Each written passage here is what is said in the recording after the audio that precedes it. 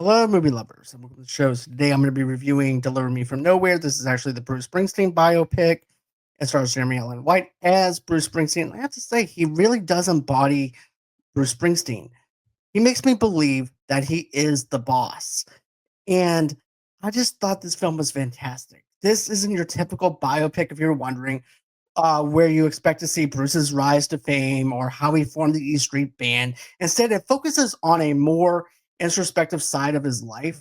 There are flashbacks of his father in the abuse Bruce and his mother endured, which gives depth to who Bruce became as an artist at this point in his career.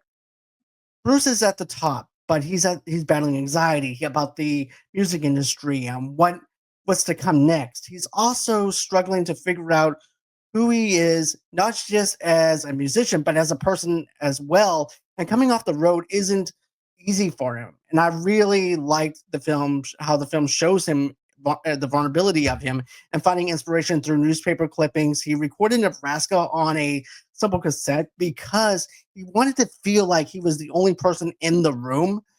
Originally, he even thought about it making a double album that included Glory Days.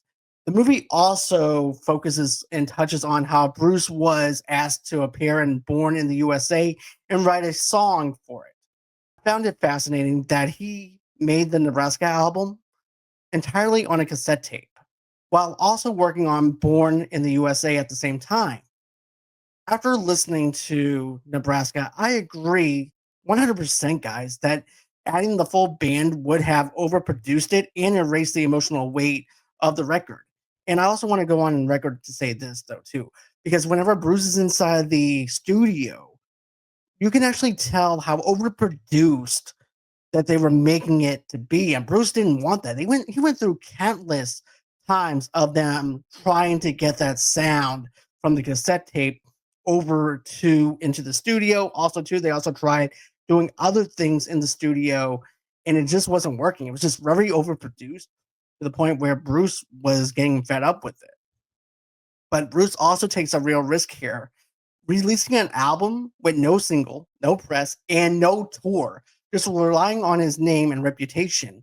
I also found it. I also found myself appreciated how the film portrayed his manager with genuine respect, showing that he wasn't trying to take advantage of Bruce, but truly believed in him. I think the acting is really good. I think Jeremy Allen White does a really good job in this movie. I also have to say, I have to give props where props is due, especially when you have the actor that was in Cobra Kai in this movie, though, too. And that is none other than Paul Walter Hauser. I mean it. I think Paul Walter Hauser does a really good job at being Bruce's friend and also trying to help him guide him through this whole entire thing of the mixing and trying to figure out the best way to get the sound that he needs. But it also focuses on Bruce's personal life outside of touring and things like that.